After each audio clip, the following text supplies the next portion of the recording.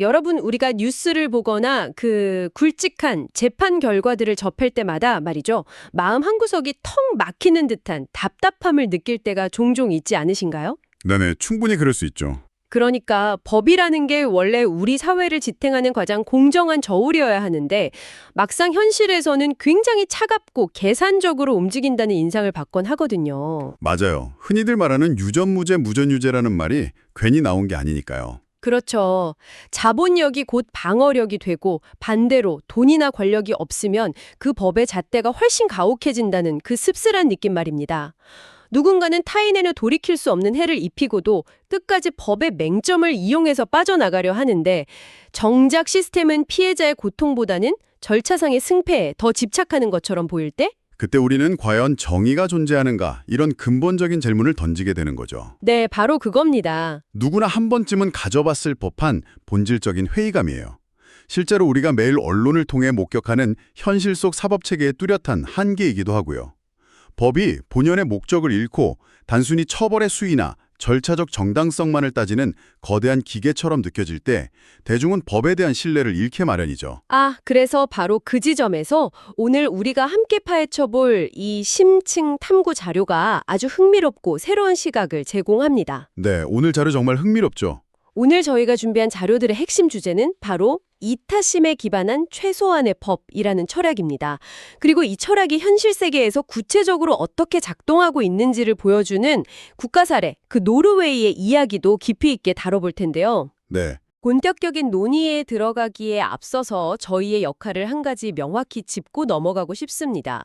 저희는 오늘 현행 사법부를 무조건 비판하거나 이 다료에 등장하는 특정 철학이나 시스템이 완벽한 정답이라고 어느 한쪽의 편견을 들려는 게 절대 아닙니다. 네, 지지하거나 옹호하려는 목적이 아니죠. 맞습니다. 저희의 미션은 오직 주어진 자료들이 제시하는 그 흥미로운 논리와 아이디어들을 최대한 객관적이고 균형 있게 전달하면서 이런 관점에서의 접근도 가능하구나 하고 여러분과 함께 깊이 있게 탐구해 보는 것입니다. 아주 중요한 전제입니다. 우리가 오늘 다루는 자료들에서 주목해야 할 가장 매력적인 통찰은 그 법의 목적을 바라보는 패러다임 자체를 완전히 뒤집어 본다는 데 있거든요. 패러다임을 뒤집는다? 네. 흔히 우리는 법이라고 하면 바로 범죄자를 사회에서 격리하고 그 잘못에 상응하는 고통을 주는 처벌 그리고 복수의 도구로 생각하잖아요. 그렇죠. 눈에는 눈, 이에는 이 이런 식으로요. 맞습니다. 하지만 오늘 살펴볼 자료들은 법의 궁극적인 목적을 그런 복수가 아니라 무너진 관계의 회복으로 재설정했을 때 사회 전체의 안전이나 범죄율이 어떤 극적인 변화가 일어나는지를 보여줍니다. 철학적 배경은 물론이고 심리학적 분석 그리고 실제 국가의 통계 데이터로 입증해 보이고 있죠. 자, 그렇다면 우선 이 자료들이 현행 사법 시스템에 대해서 어떤 분석을 내놓고 있는지부터 하나씩 살펴보죠. 자료에서는 대중이 현대 사법부를 불신하게 되는 구체적인 이유를 5가지로 정리하고 있습니다. 네, 5가지 흐름이 명확하게 제시되어 있죠. 첫 번째로 지적하는 건 가장 근본적인 한계인데요. 판사 역시 감정과 편견, 그리고 인지적 오류를 가질 수밖에 없는 한 명의 인간이라는 점입니다. 그렇죠. 기계처럼 완벽한 중립은 애초에 불가능하다는 통찰입니다. 법전의 문구 자체는 고정되어 있을지 몰라도 결국 그것을 해석하고 현실에 적용하는 주체는 사람이니까요. 맞아요. 그리고 여기에 2번째와 3번째 이유가 자연스럽게 연결됩니다. 과거 사법농단 사태처럼 실제로 권력이 재판 결과에 개입했던 역사적 사건들이 존재한다는 점, 이게 2번째고요. 네. 3번째는 이런 일들을 지켜본 대중의 마음속에 권력을 가진 자와 일반 평범한 사람 사이의 판결의 잣대가 분명히 다르다는 짙은 의심이 이미 자리 잡게 되었다는 겁니다. 사실 대중의 입장에서는 의심을 거두기 힘든 게 현실이죠. 게다가 4번째 이유를 보면 더 와닿습니다. 재판부의 권한은 한 사람의 인생을 완전히 좌우할 만큼 막강하잖아요. 그렇죠. 그런데 만약 오판이 발생했을 때 그 책임을 묻는 구조는 상대적으로 너무 약하다는 불균형을 자료에서 예리하게 지적합니다. 판사의 책임 구조가 권한에 비해 빈약하다는 점을 꼬집은 겁니다. 네. 그리고 마지막 5번째로는 우리가 절대적인 진리라고 믿고 싶어하는 법조차도 결국 시대의 흐름이나 사회적 상황에 따라 끊임없이 변화하는 불안정성을 지니고 있다는 점을 듭니다. 이 5가지를 쭉 종합해보면 결국 현재의 시스템이 완벽할 수 없다는 것을 대중도 전문가들도 모두 운연중에 알고 있다는 뜻이 됩니다. 바로 그겁니다. 시스템이 완벽할 수 없다면 자료에서는 더 깊은 차원의 도발적인 질문을 던집니다. 예를 들어 사형제도 같은 극단적인 처벌에 대해서 인간이 과연 다른 인간의 생명을 합법적으로 빼앗을 권리를 가질 수 있는가 하는 근본적인 윤리적 물음을 제기하죠. 차가운 법의 논리로 복수가 또 다른 복수를 낳는 악순환을 지적하는 겁니다. 맞습니다. 그래서 자료는 이런 한계를 극복하기 위해 새로운 패러다임을 제안합니다. 바로 사랑을 최고의 율법으로 두는 최소한의 법이라는 개념이죠. 아, 그 부분 말인데요. 사실 처음에 제가 이 문장을 읽었을 때는 솔직히 조금 당황스러웠어요. 어떤 점에서요? 아니, 국가가 나서서 법으로 국민들에게 서로 사랑하라고 강제라도 해야 한다는 뜻인가 싶었거든요. 전체주의 국가도 아니고 말이죠. 충분히 그렇게 오해하실 수 있습니다. 근데 내용을 파고들수록 그게 전혀 아니라는 걸 알게 됐습니다. 네, 그 부분이 가장 오해하기 쉬우면서도 이 자료의 핵심적인 철학입니다. 자료는 아주 명확하게 선을 긋고 있어요. 사랑을 강요하는 것은 결코 사랑이 될 수 없다고요. 강요된 사랑은 사랑이 아니다? 그렇죠. 국가 권력에 의해 강제된 사랑이나 도덕은 결국 복종에 불과하니까요. 따라서 여기서 말하는 법이라는 건 사람들에게 특정한 도덕관념을 명령하고 통제하려는 게 아닙니다. 오히려 법의 유일하고도 가장 강력한 존재 이유가 따로 있습니다. 그게 뭔가요? 바로 사람들 사이에 자발적으로 피어나는 사랑과 유대가 파괴되지 않도록 보호하는 역할에만 머물러야 한다는 의미입니다. 아, 강요가 아니라 철저히 보호하는 역할에 머문다? 이 관점의 차이가 생각보다 엄청 크군요. 네, 정치 철학적으로 보면 아주 깊은 뿌리가 있습니다. 영미권의 고전적인 자연법 사상이나 자유주의 헌법주의, 그리고 국가의 개입을 최소화하는 최소국가 원리와 정확히 맞닿아 있는 철학이거든요. 그렇군요. 자료에 등장하는 문장 중에 사랑은 자신의 옳음을 결코 강요하지 않는다라는 표현이 있었는데 이게 참 인상 깊었습니다. 국가나 법이 아무리 선한 의도를 가졌더라도 그걸 무력과 처벌을 통해 강제하는 순간 폭력으로 변질된다는 깊은 통찰이 돋보였어요. 아주 예리하게 짚어주셨습니다. 그렇다면 이렇게 자발적인 이타심과 사랑을 온전히 보호하기 위해 국가의 법은 어떤 기준들을 지켜야 할까요? 자료에서는 그 기준을 5가지 구체적인 원칙으로 상세히 설명하고 있죠. 첫 번째 원칙은 가장 기본적인 선을 긋는 건데 바로 해를 끼치지 말라입니다. 살인, 폭력, 고문처럼 타인의 생명과 존엄을 직접적으로 파괴하는 행위를 금지하는 것이죠. 네, 이 해악 금지의 원칙이 가장 밑바탕이 됩니다. 이 첫 번째 원칙을 보면서 저는 인류가 오랜 시간 공유해온 성서의 황금률을 떠올랐어요. 남에게 대접받고자 하는 대로 너희도 남을 대접하라. 결국 내가 안전하게 보호받고 싶다면 타인에게 물리적인 해를 가하지 않는 최소한의 안전망을 서로 합의해야 한다는 뜻이겠죠. 맞습니다. 그리고 이어지는 두 번째 원칙이 바로 강요하지 말라입니다. 사람의 생각이나 믿음, 종교, 양심의 자유를 권력으로 억압해서는 안 된다는 건데요. 누군가의 내면을 강제로 개조하려고 드는 순간 상호 간의 신뢰나 이타심은 즉각 무너지게 마련이니까요. 내면의 자유를 지켜주는 거군요. 세 번째 원칙은 권력도 법 아래 있어야 한다입니다. 이 부분에 대한 전문가님의 해석이 궁금한데요. 이 부분의 논리가 정말 흥미롭습니다. 보통 우리는 권력자가 부패할까 봐 혹은 나쁜 짓을 하면 처벌하기 위해서 권력을 제한해야 한다고 생각하잖아요. 네, 견제와 균형, 보통 그렇게들 생각하죠. 하지만 이 자료의 철학에서는 권력을 통제하는 이유가 완전히 다릅니다. 바로 권력자의 자의적인 폭력과 처벌로부터 사회의 사랑과 유대를 보호하기 위해서입니다. 아, 권력을 처벌하기 위해서가 아니라 보호를 위해서요. 네. 권력을 가진 자가 기분 내키는 대로 누군가를 벌하고 통제하기 시작하면 사회 전체가 두려움에 빠지고 사람들이 자발적으로 나누는 이타심은 질식해버리기 때문입니다. 권력 제한은 철저히 사랑의 보호막인 셈이죠. 와, 권력 통제의 목적마저도 결국 관계의 보호에 맞춰져 있었네요. 이어서 네 번째 원칙은 약자를 보호하라입니다. 법이 힘있고 목소리 큰 강자들의 무기가 아니라 병들고 가난하고 사회적으로 소외된 사람들이 짓밟히지 않도록 막아주는 최후의 보루가 되어야 한다는 원칙이죠. 맞습니다.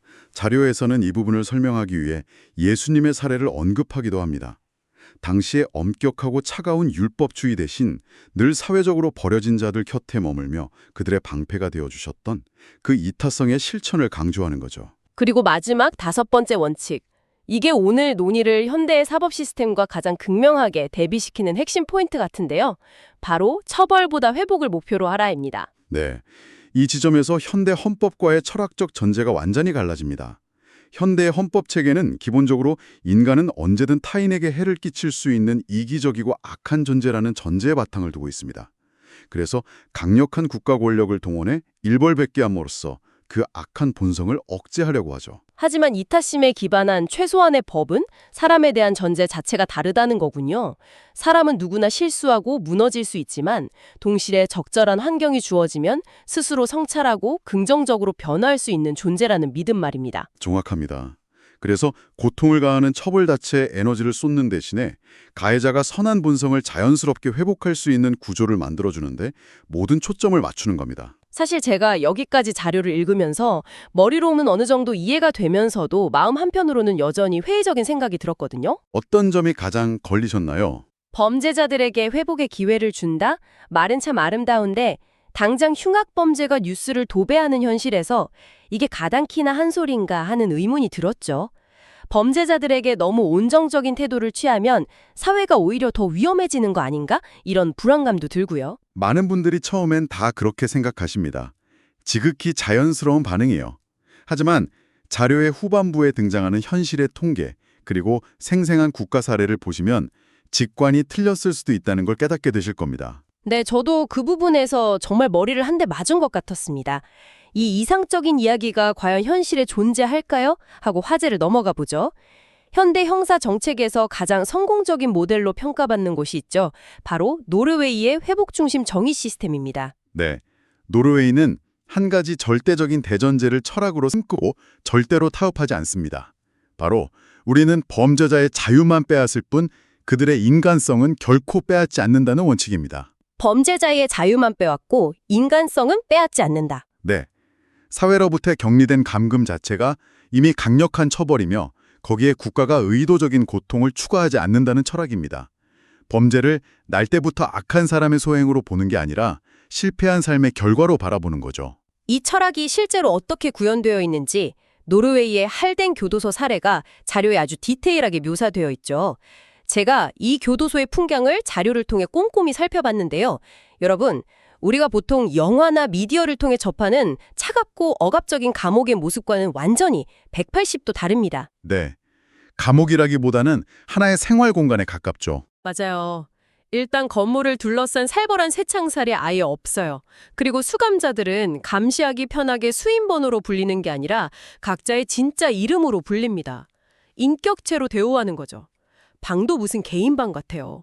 화장실이 딸려 있고 평면 TV에 작은 냉장고, 개인 책상까지 갖춰진 1인실을 배정받습니다. 심지어 창밖으로는 숲이 보이고 햇살이 그대로 들어옵니다.